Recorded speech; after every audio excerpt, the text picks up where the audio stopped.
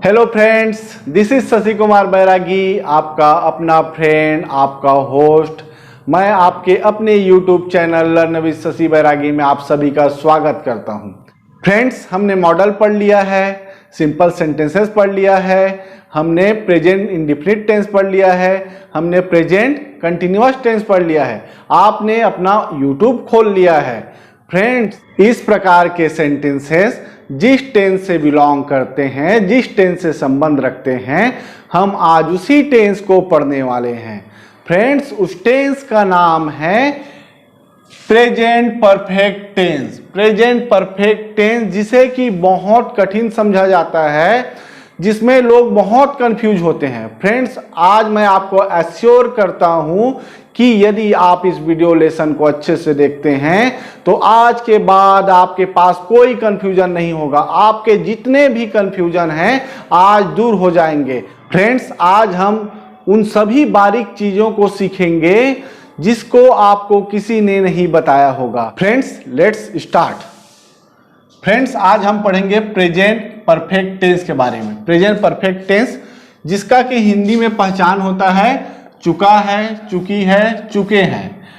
Friends, हम हिंदी भाषी हैं, इसलिए हमें हिंदी का पहचान जानना बहुत आवश्यक है। और आपको यहाँ पर ध्यान देने वाली बात यह भी है कि इसका पहचान न केवल चुका है, चुकी है, चुके हैं होते हैं, इसका पहचान आ है, ई है, ए है। देखिए, चुका है का आ का मात्रा आ रहा है वो आ है, चुकी है का ई का बड़े ई का मात्रा आ रहा है ई है, और चुके हैं में ए का मात्रा आ रहा है जो कि ए है। इसको आप उदाहरण में बहुत अच्छे से समझ पाएंगे, परंतु आपको ध्यान देना है इस पहचान को, क्योंकि यदि हम पहचान जानेंगे तो हमें वाक्यों को पहचानने में बहुत आसानी होगी और हम अच्छे से उसको बना पाएंगे।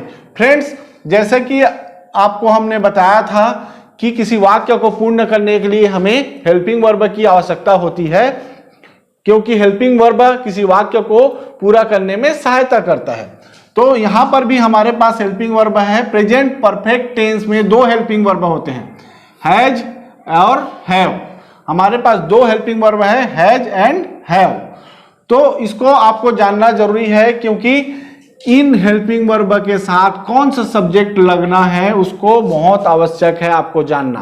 तो देखिए, यहां पर हैज के साथ हम he, she, it, name, any singular. Have के साथ I, we, you, they, any plural, इनको यूज करते हैं। आप यदि हमारा प्रेजेंट इंडेफिनिट टेंस का वीडियो देखे हैं तो आप इसको आसानी से समझ सकते हैं। जिनके साथ हम डू का प्रयोग करते थे, जिनके साथ हम डू का प्रयोग करते थे उनके साथ हम हैव लगाएंगे, जिनके साथ हम डज का प्रयोग करते थे उनके साथ हम हैज लगाएंगे। आप इसको इस प्रकार भी समझ सकते हैं, हमारे डज में एस आता था और हैज में भी एस आता है, तो हैज के साथ हम उन्हीं सब्जेक्ट का यूज करेंगे जिनके साथ हम डज का यूज करते हैं, और हैव का यूज हम उन सब्जेक्ट के साथ करेंगे जिनके साथ हम डू का यूज करते हैं। Friends, let's understand this tense with the help of some examples. Friends, हमारा फर्स्ट एग्जांपल है, मैं ऑफिस पहुंच चुका हूं। मैं ऑफिस पहुंच चुका हूं। फ्रेंड्स, देखिए, इस हिंदी वाक्य के अंत में चुका हूं का सेंस आया है, जो कि प्रेजेंट परफेक्ट टेंस का पहचान है। चुका हूं, जैसे कि आप सबको मैंने पहले भी बताया था कि आ है, ई है, ए है, आ हूं, ई हूं का सेंस आए तो हम इसे प्रेजेंट परफेक्ट टेंस में बनाते हैं। वह वाक्य प्रेजेंट परफेक्ट टेंस का होता है। देखिए, यहां पर भी चुका के अंत में आ रहा है और हूं, आ हूं, यहां पर देखिए आ हूं, इन सब में है चुका, आ है, चुकी है, ई है, तो वो प्रेजेंट परफेक्ट टेंस का पहचान है जिसको आप समझ चुके हैं। फ्रेंड्स, देखिए, इस वाक्य को बनाने से पहले हमारे पास अफर्मेटिव सेंटेंस का एक स्ट्रक्चर है, क्योंकि यह वाक्य भी अफर्मेटिव सेंटेंस का है जो कि एक सकारात्मक वाक्य है। तो हम इस स्ट्रक्चर के माध्यम से, इस स्ट्रक्चर के सहायता से हम इसको बनाएंगे। देखिए, स्ट्रक्चर में फर्स्ट है सब्जेक्ट। सब्जेक्ट के बाद हेल्पिंग वर्ब, जैसे कि आप सबको पता है इन परफेक्ट टेंस में दो हेल्पिंग वर्ब होते हैं, हैव और हैज।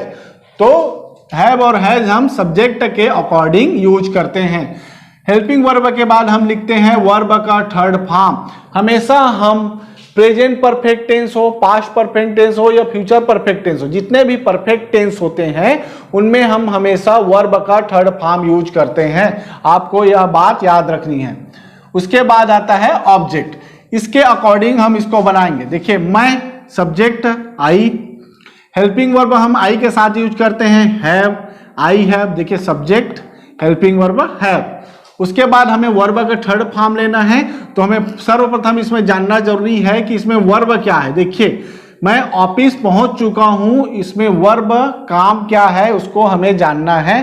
तो इसमें पहुंचने का काम हो रहा है, तो पहुंचना को हम अंग्रेजी में बोलते हैं रीच। तो रीच का हमें थर्ड फॉर्म लेना है रीच्ड। I have reached. कहां पहुंच चुका हूं? ऑफिस। तो आई हैव रीच्ड ऑफिस, मैं ऑफिस पहुंच चुका हूं। फ्रेंड्स, नेक्स्ट एग्जाम्पल देखते हैं। आपने ताजमहल देखा है। आपने ताजमहल देखा है। देखिए, इस वाक्य अंत में आ रहा है आ है।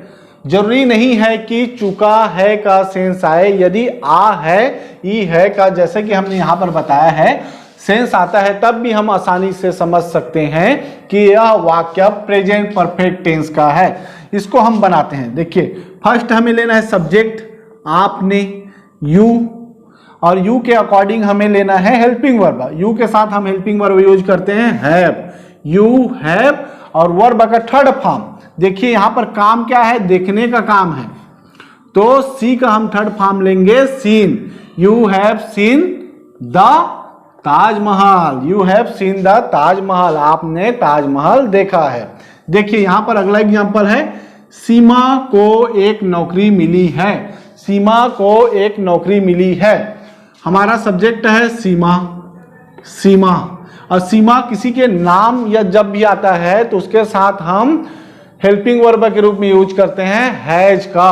तो सीमा के साथ हम यूज करेंगे हैज, सीमा हैज। अब देखिए, वर्ब हमें देखना है, वर्ब का थर्ड फॉर्म देखना है, तो उसको नौकरी मिली है, मिलना, नौकरी मिलना यहां पर वर्ब है, जिसको हम गेट, गेट को हम मिलना या पाने के सेंस में के लिए करते हैं। तो गेट का थर्ड फॉर्म होता है got. Seema has got a job. एक नौकरी मिली है। सीमा हैज गॉट अ जॉब। सीमा को एक नौकरी मिली है। मैंने कार खरीद लिया है। इसको हम दूसरी तरह से भी बोल सकते हैं, मैंने कार खरीदा है या मैं कार खरीद चुका हूं। देखिए, चुका हूं बोलेंगे फिर भी आ है का सेंस आएगा, लिया है बोलेंगे फिर भी आ है का सेंस आ रहा है, और खरीदा है बोलने से भी आ है का सेंस आ रहा है। तो जैसे कि हमने स्टार्टिंग में बताया था कि आ और है का सेंस आता है, आ और है का सेंस आता है, तो वह वाक्य प्रेजेंट परफेक्ट टेंस का होता है। मैंने, अब इसका सब्जेक्ट है मैं, आई, सब्जेक्ट आई के साथ हम यूज करते हैं हैव, आई हैव, और खरीदना जो कि काम है इसका थर्ड फॉर्म होता है bought. I have bought a car. I have bought a car. मैंने कार खरीद लिया है। I have bought a car. मैं क्रिकेट खेल चुका हूं। I have played cricket. मैं रायपुर जा चुका हूं। I have gone to Raipur. मैं इंग्लिश सीख चुका हूं। I have learn English. वह पानी पी चुकी है। She has drunk water. Friends, अब हम प्रेजेंट परफेक्ट टेंस का किसी एक वाक्य को नेगेटिव, इंट्रोगेटिव, इंट्रोनेगेटिव कैसे बनाते हैं उसको सीखेंगे। आइए देखते हैं। हमारे पास एक वाक्य है, मैंने एक कहानी लिखी है। मैंने एक कहानी लिखी है। इस वाक्य के अंत को देखकर हम समझ सकते हैं कि यह प्रेजेंट परफेक्ट टेंस का वाक्य है। इस वाक्य को हम अफर्मेटिव, नेगेटिव, इंट्रोगेटिव, इंट्रोनेगेटिव में बनाकर देखेंगे। आइए देखते हैं। मैंने, आई, और आई के साथ helping verb have, I have. अब इसमें वर्ब क्या है? काम क्या हो रहा है? लिखने का काम हो रहा है। लिखना को हम बोलते हैं राइट। राइट का थर्ड फॉर्म होता है return. I have return a story. I have return a story. अब देखिए, मैंने एक कहानी नहीं लिखी है। नेगेटिव सेंटेंस बना रहे हैं, नहीं लिखी है। तो जैसा कि आप सबको पता है कि हम नॉट को हेल्पिंग वर्ब के बाद लिखते हैं, I have not written a story. हमने नॉट को हेल्पिंग वर्ब के बाद लगाया, बाकी सेंटेंस सेम था। I have not written a story. क्या मैंने एक कहानी लिखी है? क्या मैंने एक कहानी लिखी है? हम प्रश्न कर रहे हैं, क्वेश्चन कर रहे हैं, इंट्रोगेटिव सेंटेंस है। तो आपको पता है इंट्रोगेटिव हम बनाने के लिए हेल्पिंग वर्ब को स्टार्टिंग में लिखते हैं। Have I written a story? Have I written a story? अब हम इंट्रोनेगेटिव सेंटेंस बनाकर देखेंगे। क्या मैंने एक कहानी नहीं लिखी है? इसमें प्रश्न भी है और नहीं भी है। हैव आई नॉट, देखिए हैव पहले आया और आई सब्जेक्ट के बाद हमने लिखा not. Have I not written a story? Have I not written a story? इस प्रकार से हम किसी भी सेंटेंस को इस प्रकार से बदल कर हम लिख सकते हैं। I have eaten mango, I have not eaten mango, have I eaten mango, have I not eaten mango. Friends, आशा करता हूं यह वीडियो आपको बहुत अच्छा लगा होगा, यह टॉपिक आपको बहुत अच्छे से समझ आया होगा। फ्रेंड्स, आपको मैं एक एडवाइस देना चाहूँगा। आप यदि कुछ भी सीखना चाहते हैं, पाना चाहते हैं, करना चाहते हैं, तो हमारे पास जो चीज़ होना चाहिए, प्रमुख चीज़ है, वह है डेडिकेशन। डेडिकेशन, हम समर्पित होके दिल से कुछ सीखना चाहते हैं तो हम जरूर उस चीज़ को सीख सकते हैं, पा सकते हैं। हम जिससे भी सीख रहे हैं, चाहे हमारा गुरु हो या यूट्यूब से हो या किसी एक चैनल के थ्रू हम सीख रहे हों, परंतु हमारे पास होना चाहिए डेडिकेशन, ईमानदारी। यदि हम ईमानदारी के साथ उसको लगन के साथ सीखते हैं, उसको होमवर्क करते हैं, उसको हम कॉपी में नोट करते हैं, तो आपको मैं बता दूं, आप बहुत जल्द इंग्लिश सीख सकते हैं या जो भी दूसरे चीज़ पाना चाहते हैं उसको भी पा सकते हैं। तो एक चीज़ हमें ध्यान रखना है कि हमारे पास डेडिकेशन और ईमानदारी होना चाहिए। फ्रेंड्स, आप सभी से मेरा हम्बल रिक्वेस्ट है, विनम्र निवेदन है कि कृपया हमारे चैनल को जरूर सब्सक्राइब करें और लाइक का बटन जरूर प्रेस करें और बेल आइकन को जरूर दबाएं ताकि हमारे वीडियोस आप तक पहुंचते रहें। फ्रेंड्स, आपने हमारा वीडियो देखा, आपने अपना कीमती समय दिया, इसके बदले में मैं आशा करता हूं कि आपने भी कुछ सीखा होगा। यदि आपने कुछ सीखा है तो यह हमारे लिए बहुत खुशी की बात है। हम आपके लिए ही मेहनत कर रहे हैं, आपको सिखाने के लिए ही मेहनत कर रहे हैं। यदि आप यहाँ से थोड़ा बहुत भी सीखते हैं, थोड़ा कुछ भी सीखते हैं, तो यह हमारे लिए बहुत बड़ी उपलब्धि होगी, ये हमारी मेहनत की सार्थकता होगी। फ्रेंड्स, आपने यह वीडियो देखा उसके लिए आपको हृदयपूर्वक धन्यवाद। Thank you very much for watching this video.